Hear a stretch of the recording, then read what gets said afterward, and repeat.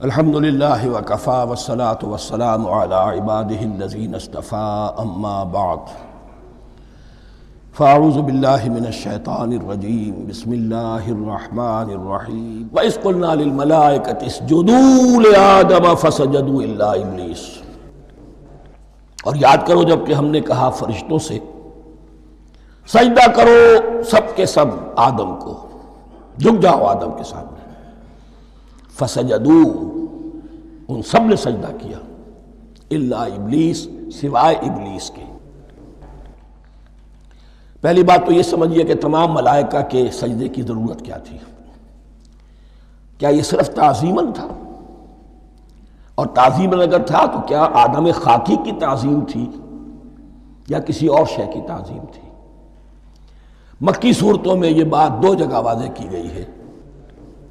فَإِذَا سَوَّيْتُهُ وَنَفَخْتُ فِيهِ مِن رُوحِي فَقَعُوا لَهُ سَاجِدِينَ، جب میں اس آدم کی تخلیق مکمل کر لوں اور اس میں اپنی روح میں سے پھونک دوں تب گر پڑنا اس کے سامنے سجدے میں۔ تعظیم اگر ہے تو آدم خاکی کی نہیں ہے، اس کے اندر جو ڈیوائن ایلیمنٹ ہے، جو ڈیوائن سپارک ہے، جو روح ربانی ہے، میری روح، اس کی ہے۔ اور نمبر دو، اس کی حکمت کیا ہے، علت کیا ہے، غرض و غایت کیا ہے؟ جیسا کہ میں نے عرض کیا، اس کائنات کی اس حکومت کے کارندے تو وہ ہیں۔ خلیفہ بنایا جا رہا انسان کو، جب تک یہ ساری سول سروس اس کے تابع نہ ہو خلافت کیسے کرے گا؟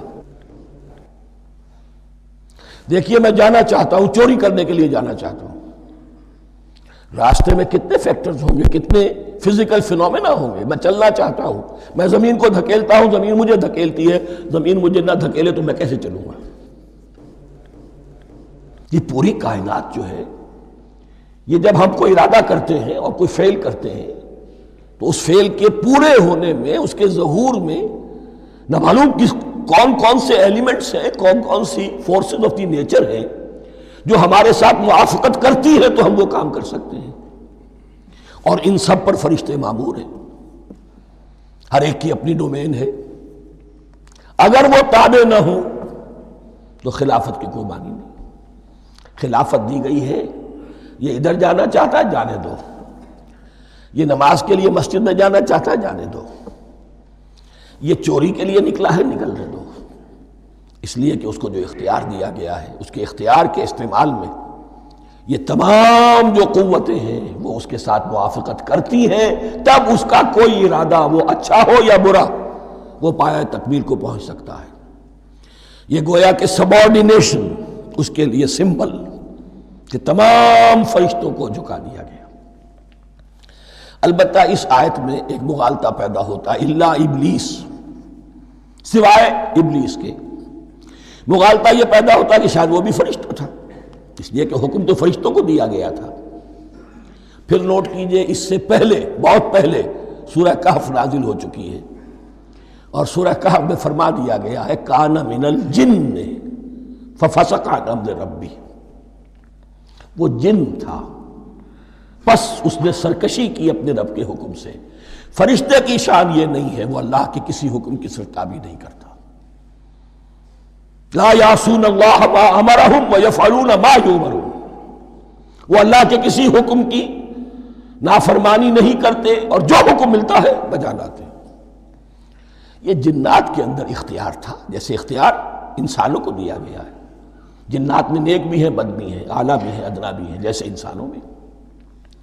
لیکن یہ عزازیل جو جن تھا، علم اور عبادت دونوں کے اعتبار سے بہت بلند ہو گیا تھا، اور یہ فرشتوں کا یوں سمجھیے کہ ہم نشین، فرشتوں کے ساتھ اس طور سے شامل، جیسے بہت سے انسان بھی اگر اپنی بندگی میں، زہد میں، عبادت میں، نیکی میں ترقی کریں تو ان کا ملائے اعلیٰ کے ساتھ، عالم ارواح کے ساتھ، عالم ملائکہ کے ساتھ ایک رابطہ قائم ہوتا ہے۔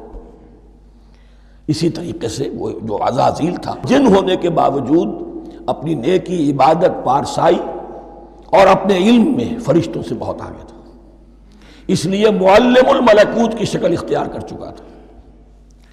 اس کو اپنی زون تھا۔ یہ بات جیسا کہ میں نے عرض کیا، 7 مرتبہ قرآن میں یہ بات آئی ہے، قصہ ابلیس و آدم، کہ فرشتوں کو حکم ہوا کہ سجدہ کرو، سب جھک گئے، ابلیس نے سجدے سے انکار کر دیا 7 مرتبہ۔ یہ 7ویں مرتبہ ہے جو ہم پڑھ رہے ہیں، مصحف میں پہلی مرتبہ آ رہا ہے، ترتیب نزول میں 7ویں مرتبہ آ رہا ہے۔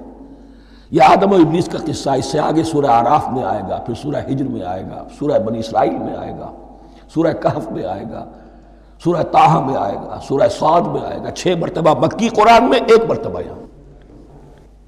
تو یہاں اشارہ نہیں کیا، اس لیے مغالطہ ہو سکتا ہے، لیکن یہ کہ سورہ کہف میں آپ کو بتا چکا ہوں، کان من الجن ففسق عن امر ربہ، اس نے اپنے رب کے حکم سے سرتابی۔ ابلیس اس کا صفاتی نام ہے اب، اس لیے کہ اب لسیبلسو کے معنی ہوتے ہیں مایوس ہو جانا۔ یہ اللہ کی رحمت سے بالکل مایوس ہے، اور مایوس جو ہو جائے وہ شیطان ہو جاتا ہے۔ اب میرا تو چھٹکارا نہیں ہے، جتنوں کو برباد کر سکوں کروں،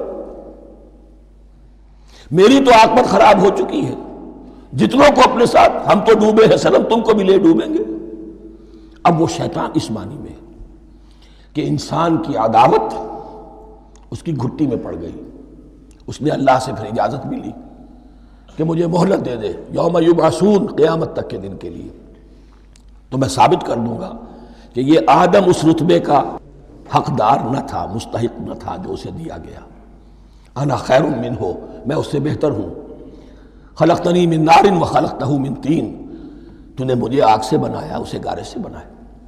لیکن یہ تکبر ہے در حقیقت کہ جس نے اسے راندہ درگاہ حق کر دیا۔